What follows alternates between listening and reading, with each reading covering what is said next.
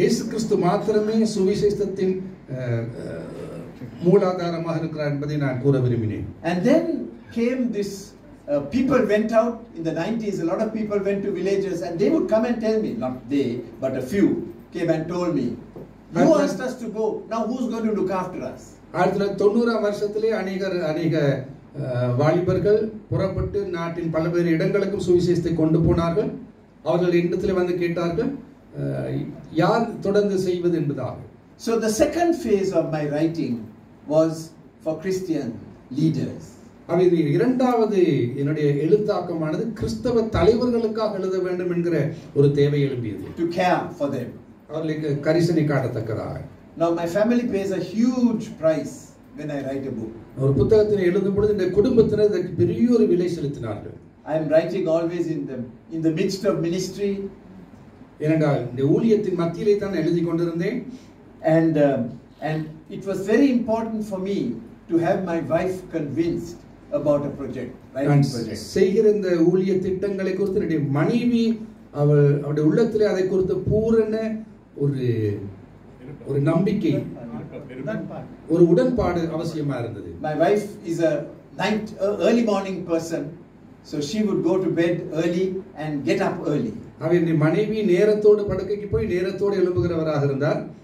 I am a night person. I work till late in the early hours of the morning and sleep in the afternoon.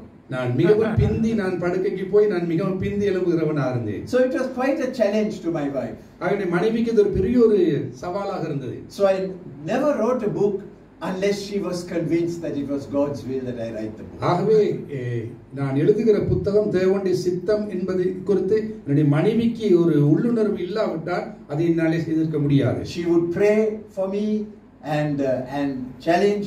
I would sometimes ask her on how best to explain something. ஆகவே நான் அவரிடத்தில் கேட்பேன், அவர் சில காரியங்களை எனக்கு விவரிக்கும்படியாக நான் அவரிடத்தில் கேட்பேன். Now I have found that there are some people who write because it's good for them to have a book in their name. சிலர் புத்தகங்கள் எழுதுவார்கள் ஏனென்றால் அந்த புத்தகத்தை தங்களுடைய பெயர் தோன்றுகிறது இருப்பதை காண அவர்கள் விரும்புவார்கள். That is not a sufficient reason to write. அது ஒரு போதுமான காரணம் அல்ல எழுதுவதற்கு. I had a friend who was between jobs. அங்கே வேலைகளை செய்து கொண்டிருந்தார். And a famous Christian leader, top Christian leader, came up to him and said, "Will you write a book?" ஆக ஒரு கிறிஸ்தவ தலைவர் வந்து அவரிடத்தில் கேட்டார், நீர் ஒரு புத்தகம் எழுதுவீரா என்பதாக. They were all connected to Youth for Christ, so will you write a book on youth? இவர்கள் எல்லாருமே யூத் ஃபார் கிரைஸ்டோட இணைந்தவர்களாக இருந்ததுனாலே வாலிபர் சம்பந்தமான ஒரு புத்தகத்தை எழுதுவீரா என்பதாக கேட்டார். But I am the author. I must be the author. You write the book, but I will be the author. அப்போ நான் தான் எழுத்தாளராக இருக்க வேண்டும், நீர் புத்தகத்தை எழுதும் என்பதாக கூறினார். Paul was the exact opposite. ஆனா பவுல் அதற்கு எதிர்மாறானவராக இருந்தார். He wrote books and had people like Timothy and Tychicus as co-authors. He lifted up unknown people. அங்கே பவுல் அவர் எழுதியவராக இருந்த தன்னோடு இருக்கிற மற்றவர்களை தன்னோடு கூட இணைந்து செல்லுகிறவராக அவர் பார்த்தார். So I learned to flee from anything that was done for my name.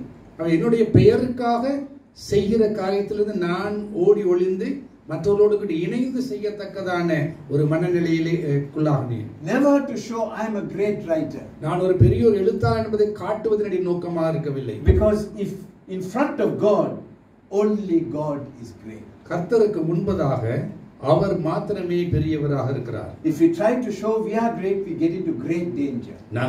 நாங்கள் தான் பெரிய ஆட்கள் என்பதான அந்த மனநிலையை செய்வோம் என்றால் நாங்கள் ஒரு ஆபத்தில் இருக்கிறோம். And this is something we have to flee. இப்படியான ஒரு மனநிலையிலிருந்து நாங்கள் ஓடி ஒளிய வேண்டும். So with that came the commitment to quality. ஆகவே இந்த அர்ப்பணிப்போடு கூட அங்கே ஒரு தரம் எழும்ப ஆரம்பித்தது. When you speak and make a mistake, it's not a big problem.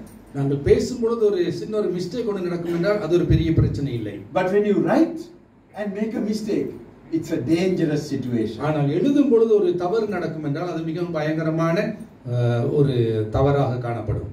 So it takes a long time to check on the accuracy of what we are saying. ஆகவே நாங்கள் என்ன புத்தகத்தில் எழுதுகிறோம் என்பதை குறித்து பரிசோதித்து பார்க்கத்தக்கதா அதிகமான நேரம் எடுத்தோம். Is this story true? இந்த கதை உண்மையானதா? The last book that I wrote, several of my stories I had got from word of mouth and from the internet, and the publishers didn't use them. நான் கடைசியாக எழுதிய புத்தகத்திலே அநேகருடைய வாழ்க்கை சரித்திரங்கள் கதைகளை நான் அங்கங்க பொறுக்கி எடுத்து நான் எழுதினேன். The idea is that if you can't give a reliable source to this story, don't use it. ஆகவே அந்த நான் பொறுக்கி எடுக்கிற மற்ற கதைகள் துணுக்குகளுக்கு நாங்கள் சரியான ஆதாரம் கொடுக்க முடியாவிட்டால் அவைகளை போட வேண்டாம். So for me as a writer, mainly a Bible expositor writer, நான் வேதாகமத்தை வியாக்கியானம் செய்கிற ஒரு எழுத்தாளராக இருந்தேன். I had 3 questions. 3 கேள்விகள் இருந்தது. First, what does this text mean? இந்த வார்த்தை இந்த வசனத்தின் அர்த்தம் என்ன? How can I relevantly apply it to my target audience? இதை வாசிப்போருடைய வாழ்க்கைக்கு எப்படி சம்பந்தப்படுத்துவது? And third, will people understand what I'm saying? வாசிக்கிறவர்கள் இதை புரிந்து கொள்வார்களா? இந்த 3 கேள்விகள் நான் கேட்பேன். So these 3 we labor at. இந்த 3 கேள்விகளிலேயே நான் எப்பொழுதும் ஈடுபட்டேன். It must be clear. People must understand. மக்கள் தெளிவாக புரிந்து கொள்ள வேண்டும். Early in my writing career, I read something from C.S. Lewis. C.S. Lewis அந்த புத்தகத்திலிருந்து நான் அநேக காரியங்களை நான் கற்றுக்கொண்டேன். He was answering a question written in a letter by a young girl. ஒரு இளம் பெண்ணுக்கு அவர் எழுதிய ஒரு பதில் மூலமாக அநேக கேள்விகளுக்கான பதிலை அவர் கொடுத்து கொண்டிருந்தார். Can you give me some hints on writing? This girl had asked. அந்த பெண் கேட்டார், நீர் எழுதுவதற்கான சில குறிப்புகளை தர முடியுமா என்பதாக கேட்டார். And his response was, listen to what you write. நீ என்னத்தை எழுதுகிறீரோ அதை கவனி என்பதாக அவர் ஆலோசனை கொடுத்தார். இல்ல, நீங்க எழுதுறத வாசிச்சு கேளுங்க, நீங்க எழுதுறத வாசித்து கவனியுங்கள், கேளுங்கள் என்பதாக கூறினார். When you listen to it, is it clear? Is it understandable? நீங்கள் அதை கேட்கும் பொழுது, அதை கவனிக்கும் பொழுது அது புரிந்து கொள்ளக்கூடியதாக இருக்கிறதா? And I found that extremely helpful. அது மிகவும் பிரயோஜனமாக இருந்தது. I also find it helpful to have others to read. மற்றவர்களும் வாசித்து அதை புரிந்து கொள்ள and do they understand what I'm saying? நான் சொல்றது மற்றவர்கள் புரிந்து கொள்கிறார்களா என்பதை நான் புரிந்து கொள்வது எனக்கு உதவியா இருந்தது. And this is where editors can be a great help. இந்த காரியத்திலே தான் எடிட்டர்ஸ், அதாவது புத்தக ஆசிரியர்கள் எங்களுக்கு பெரிதும் உதவியா இருந்தார்கள். Sometimes they don't agree. I don't agree with what the editor says. சில நேரம் அவர்கள் சொல்வார்கள், நீ சொல்கிற இந்த காரியத்துக்கு நான் ஒத்துக்கொள்ள மாட்டேன் என்றார். So then I insist, no, we can't have it this way. அப்ப நான் சொல்ல, இல்லை, நாங்கள் இப்படித்தான் இருக்க வேண்டும் என்பதாக. And they have been respectful of my opinion. என்னுடைய கருத்துக்களை அவர்கள் மதிப்பார்கள். Today people push for quality using the competition model. இன்றைக்கு மக்கள் அந்த போட்டித்தன்மையின் மத்தியிலே அவர்கள் தராதரத்தை எதிர்பார்க்கிறார்கள். And this has invaded the church also. இது சபைக்குள்ளேயும் காணப்படுகிறது. Competition is a huge problem. அங்கே போட்டி மனப்பான்மை பெரிய ஒரு பிரச்சனையாக இருக்கிறது. I've been reading recently about pastors not having friends. அங்கே பாஸ்டர்ஸ்மார்களுக்கு ஃப்ரெண்ட்ஸ் இல்லை என்கிற ஒரு காரியத்தை நான் கண்டுகொண்டேன். And one of the reasons why pastors are not friendly, close friends of other pastors is that they are competing with each other. என்னோட பாஸ்டர்ஸ்மார்களுக்கு மிகவும் நெருக்கமான வேறு பாஸ்டர் இல்லாமல் இருப்பதற்கான காரணம் என்னவென்றால் அவர்கள் மத்தியிலே போட்டி உணர்வு அதிகமாய் காணப்படுகிறது. My wife is a Sunday school teacher. என்னுடைய மனைவி சண்டே ஸ்கூல் டீச்சரா இருந்தார். And I'm very worried when they are always having competitions. நான் எப்பொழுதும் அவர்கள் மத்தியிலே இந்த போட்டி உணர்வு இருக்கிறதை நான் பார்க்கும் பொழுது மிகவும் நான் கவலைக்குள்ளாவேன். பிள்ளைகள் மத்தியிலே போட்டிகள் இருக்கும் பொழுது. So when we write, we are not writing to show that we are great or that we are better than anybody else. அவை நாங்கள் எழுதும் பொழுது நாங்கள் மற்றவர்களை விட நாங்கள் சிறந்தவர்கள், மேலானவர்கள் என்பதை காட்டுவதற்காக எழுதுவது கிடையாது. When we write like that, we don't mind hurting other people in our writing. நாங்கள் எழுதும் பொழுது வேறு யாரையும் நாங்கள் மனசை புண்படுத்துவதற்கு எழுதுவது கிடையாது. In our march for progress, we can trample other people and go forward. நாங்கள் எங்களுடைய முன்னேற்ற பாதையிலே செல்லும் பொழுது சில நேரங்களிலே மற்றவர்களை மிதித்துக் கொண்டு நாங்கள் போக முடியும். We have a greater motivation. எங்களுக்கு அதைவிட ஒரு மேலான ஒரு ஊக்கம் உள்ளூக்கம் காணப்படுகிறது. We have seen the glory of God. கர்த்தருடைய மகிமையை நாங்கள் கண்டோம். And we realize that we are called to represent this great God. இந்த மகத்தான கர்த்தரை நாங்கள் பிரதிபலிக்கிறவர்களாக நாங்கள் இருக்கிற ஒரு பொறுப்பு எங்களுக்கு உண்டு. 1 Corinthians 10:31 whatever you do, whether you eat or drink, do it all.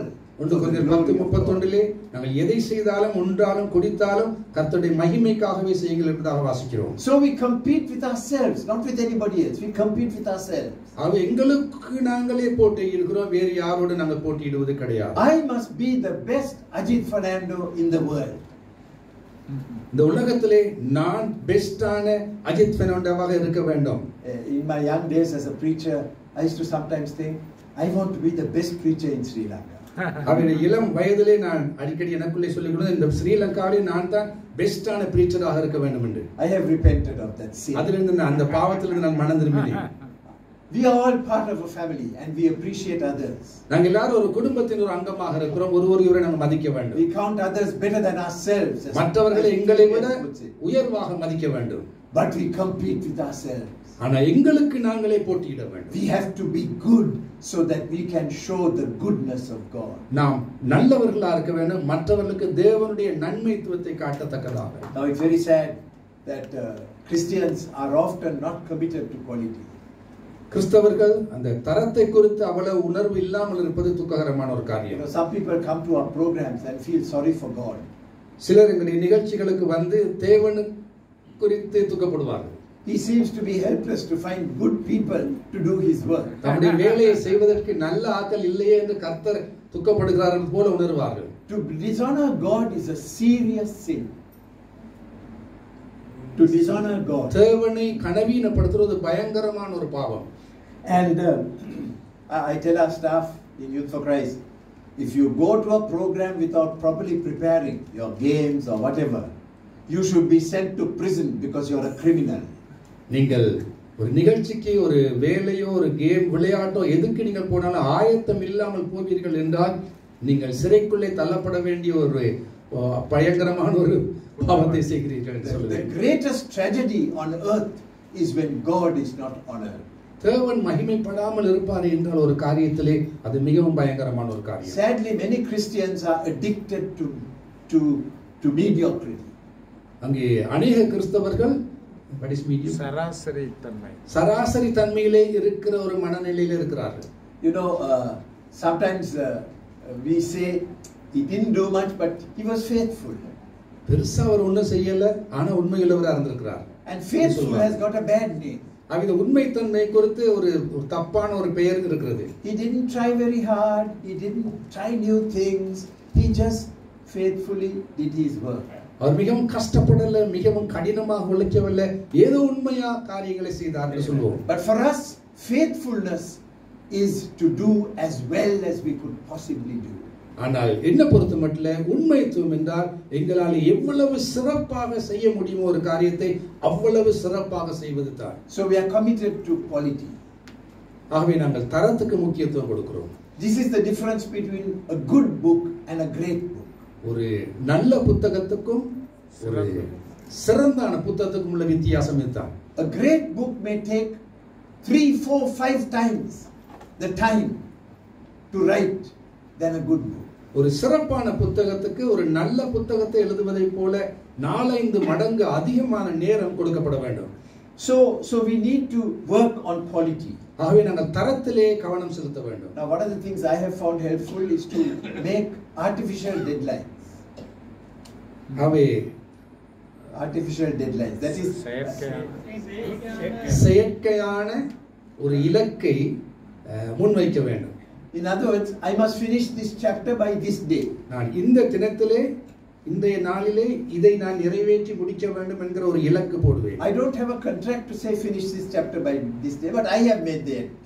நானே எனக்கு அப்படியான இலக்குகளை போட்டுக் கொள்கிறேன். So I will stay right into the night working so that I can somehow finish this chapter by this day. சில நேரங்களில் இரவு உட்கார்ந்திருந்து நேரம் செலவழித்து அந்த குறிப்பிட்ட நாளிலே அதை முடிப்பதற்கு நான் முயற்சி செய்கிறேன்.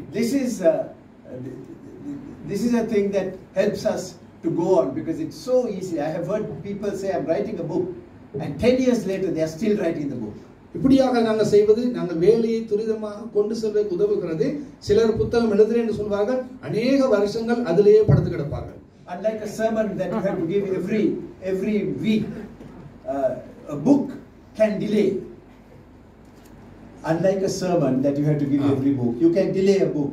ஒரு பிரசங்கம் என்றால் எப்படியாவது அந்த நாளிலே கொடுத்தாக வேண்டும். ஆனா புத்தகம் என்றால் எவ்வளவு நாள் வேணும்னா எடுக்கலாம் என்பதாக நினைப்பார் உண்டு. For us in South Asia, this is a big price to pay. ஆகவே தென் ஆசியாவிலே இதற்காக ஒரு பெரிய ஒரு விலை செலுத்த வேண்டும் நாங்கள். The West has specialists. அங்கே மேற்கத்திய நாடுகளிலே அவர்கள் இதிலே விசேட நிபுணர்களாக இருக்கிறார்கள். Over the years, I have got a few invitations to come and teach, to join a faculty of some school somewhere. ஆகவே மேற்கத்திய நாடுகளிலே நான் போய் சில ஃபேக்கல்டியிலே போய் அங்கே கற்றுக் கொடுப்பதற்கான வாய்ப்புகள் எனக்கு கிடைத்தது. And one of the features of the package is you have so much time that you can just spend writing. அங்கே சொல்லப்பட்ட காரியம் என்னவென்றால் உங்களுக்கு இவ்வளவு தான் நேரம் இருக்கிறது, அந்த நேரத்துக்குள்ளே இதை நிறைவேற்றி ஆக வேண்டும். I never kept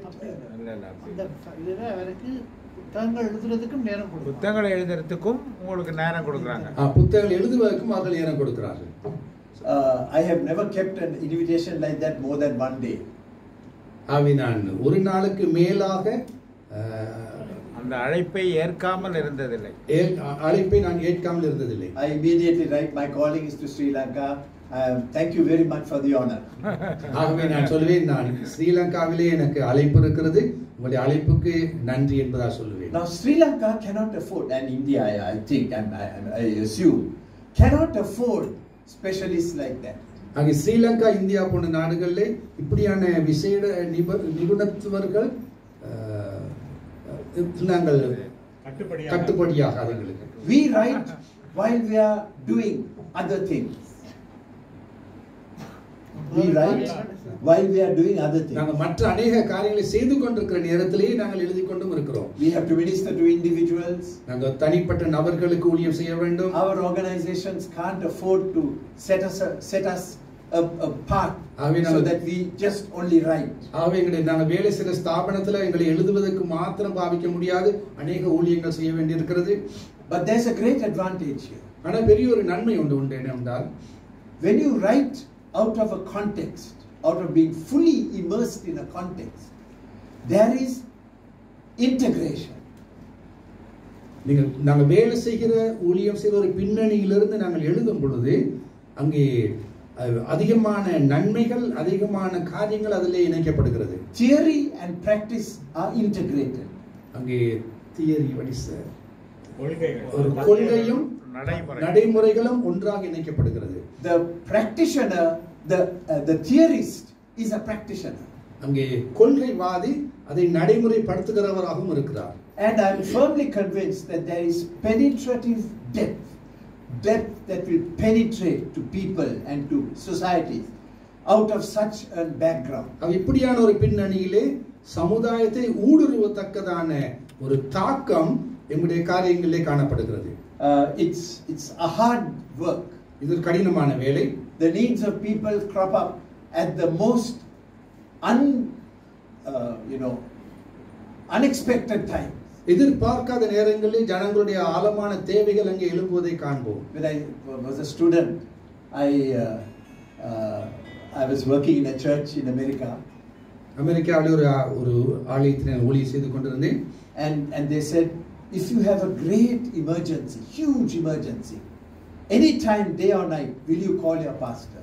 அங்கே உங்களுக்கு ஒரு அவசரமான ஒரு தேவை இருக்கிறது, இரவோ பகலோ, அந்த மாதிரி நேரத்தில் உங்களுடைய பாஸ்டரை கூப்பிடுவீர்களா என்பதாக கேட்டேன். And they said, no, we won't call our pastor. நாங்கள் பாஸ்டரை அழைக்க மாட்டோம் என்று சொன்னார்கள். That's not what is happening in Sri Lanka. ஸ்ரீலங்காவிலே அப்படி அல்ல. Pastor specialist is a specialist in preaching. Pastor specialist அவர்கள் பிரசங்கம் பண்ணுவது மாத்திரம்தான் என்று. And Saturday night when he gets an urgent call, he puts his phone off. அங்கே சனிக்கிழமை இரவு ஒரு கால் என்று வரும் என்றால் போனை அணைச்சு போடுவார்கள். But we can't afford to do that. நாங்கள் அப்படி செய்ய முடியாது ஸ்ரீலங்காவிலே. But out of that struggle comes depth. அவை அப்படியான ஒரு போராட்டங்கள் மத்தியிலே தான் ஆழம் வருகிறது. So The need, right. So, தேவை எழும்புகிறது. so in history, some of the most influential writers, authors, were also people who had an active ministry. அவை சரித்திரத்தை நாங்கள் பார்க்கும் பொழுது அருமையான எழுத்தாளர்கள் எப்பொழுதுமே ஊழியத்தின் மத்தியிலே எழுதியவர்களாகத்தான் இருந்திருக்கிறார்கள். John Wesley, John Wesley John உதாரணம், Calvin. John Calvin. But the story I like most is that of Augustine. நான் மிக அதிகமாக விரும்பிய ஒருவருடைய கதை சரித்திரம் தான் ஆகஸ்டின் அவர்கள். I think you know a little about Augustine. Probably the most influential theologian in the church history after Paul. சபை சரித்திரத்தில் பவுலுக்கு அடுத்தபடியாக அதிகம் செல்வாக்கு வைத்த ஒரு இறையியலாளர் இந்த ஆகஸ்டின் என்பவர் தான். He was part of a monastery in a place called Tagaste. டெகஸ்டா என்று சொல்லுகிற ஒரு monastery, what is called? துறவு மடம். Tapasarame. துறவு மடம்னு சொல்றாங்க. துறவு மடம். துறவு மடம் ஒன்றிலே அவர் ஊழியம் செய்தார். And he enjoyed being able to spend hours theologizing, praying, and things like that, and then occasionally he'll go and preach. மணிக்கணக்கிலே அவர் இருந்து வேதத்தை படித்து அதை இறையல் தியானம் பண்ணி இப்படியான காரியங்களை அவர் செய்து வந்தார். But he tried to avoid going anywhere on a Sunday. ஞாயிற்றுக்கிழமை He tried to avoid going to a church on Sunday. ஞாயிற்றுக்கிழமைகளிலே ஆலயத்துக்கு செல்வதை அவர் தவிர்த்து கொண்டார். Because he was afraid that they will see him and ask him to come as pastor. ஏனென்றால் அவர்கள் தன்னை ஒரு பாஸ்டராக வரும்படியாக அழைப்பார்கள் என்கிற ஒரு பயம் இருந்தது. So he never went to a church that didn't have a pastor. அவர் பாஸ்டர் இல்லாத சர்ச்சுக்கு அவர் போவது கிடையாது. One day he went to meet somebody in the town of Hippo. அங்கே ஹிப்போ என்கிற ஒரு பட்டணத்துக்கு அவர் போனார். Hippo is in North